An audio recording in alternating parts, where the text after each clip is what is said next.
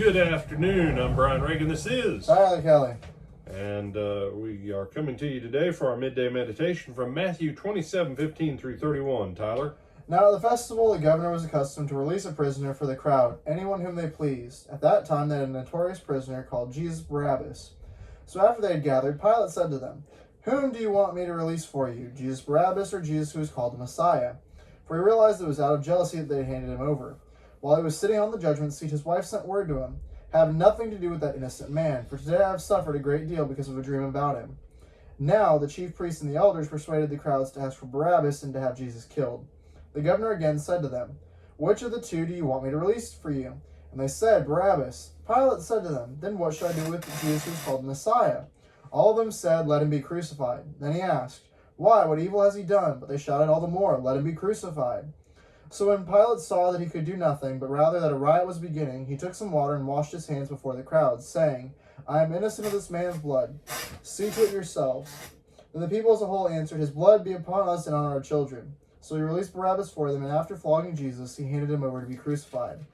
Then the soldiers of the governor took Jesus into the governor's headquarters, and they gathered the whole cohort around him. They stripped him and put a scarlet robe on him, and after twisting some thorns into a crown, they put it on his head. They put a reed in his right hand and knelt before him and mocked him, saying, "Hail, King of the Jews!" They spat on him, and they took the reed and struck him on the head. After mocking him, they stripped him of the robe and put his own clothes on him. Then they led him away to crucify him. All right. So just a few things, and some of this you probably already know. So you have this mob that's kind of been whipped up by the chief priest and the scribes and others. And Pilate has already questioned him. Jesus won't answer the allegations. And so Pilate goes out to the crowd. He is doing his best for what the nature of his character is to try and get Jesus out of this situation. But generally, when you were assigned to the region of Palestine by Rome, it was not because you were one of their favorite people. It was not one of the assignments that you went, "Oh, wow, I get to go there." No, Iberia, aka Spain, if you were governor in Iberia, that was a pretty sweet gig. One of the Greek regions, pretty sweet gig. Even Gaul was preferred over Palestine. No, now you're in the armpit of the Mediterranean. Have fun with that. Yeah. You know, it's not Egypt. It's not any of the really nice Roman cities of what we call Western Turkey. No, yeah. Yeah. You've got a rebellious people with a God that makes no sense to the Roman. They don't care about technology. They don't care about, yeah. So, and obviously his wife comes to him, says, just keep your hands away from this guy. Just don't have nothing to do with him. And unfortunately, if he doesn't, then the chief priests have an in through Herod to go back and complain to Rome, because the Herodian family and the Caesar, the household of Caesar and the descendants of Augustus and Julius and all those guys, they're like that with the Herodians. And plus, if the high priests and all them instigate a fight and a riot, then guess who looks bad upon again. So, I've listened to plenty of preachers talk about Pilate being a coward and a wuss and everything else. Dudes, seriously, if you've never actually been in public office and not had to walk that tightrope, you say he should have just stood up and done what was right. Remember, why is Pilate there?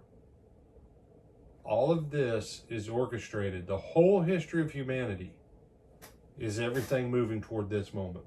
Pilate was the right guy for the plan of God. And so if you're Barabbas And Pilate walks out to the crowd and he says, "Who do you want?" And I've listened to a lot of preachers in the last 25, 30 years give the crowd a pass. Now, it was really the chief priests and the leadership that got the crowd into a frenzy.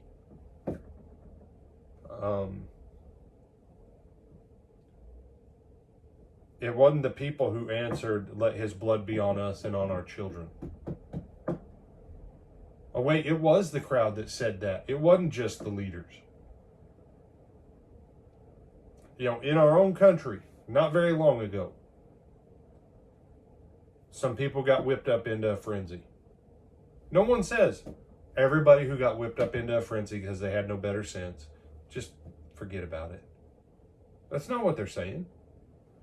But yet, because it's the Jewish crowd, you have this,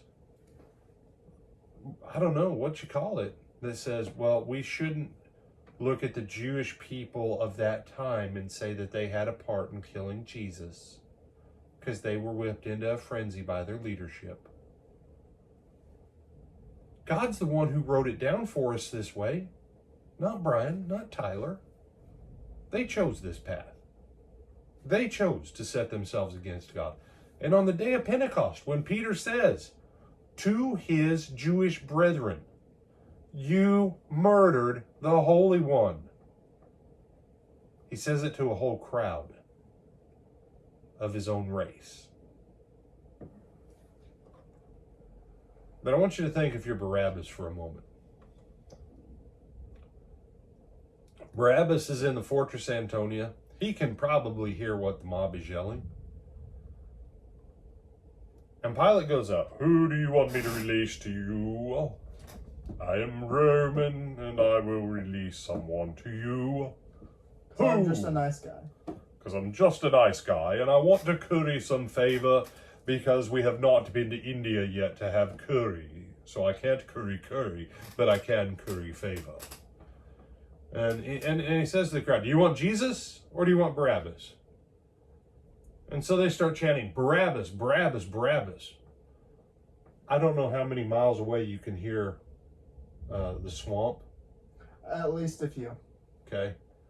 I know Mile High Stadium in Denver, you can hear the stadium 6 miles away.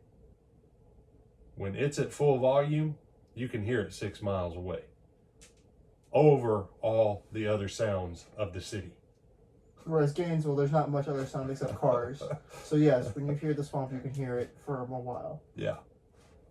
So Barabbas, you say, I don't care if there's only 10,000 people in the mob. I don't care if there's only 1,000.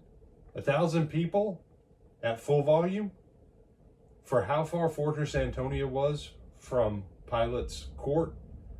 He hears his name being chanted, "Barabbas, Barabbas, Barabbas."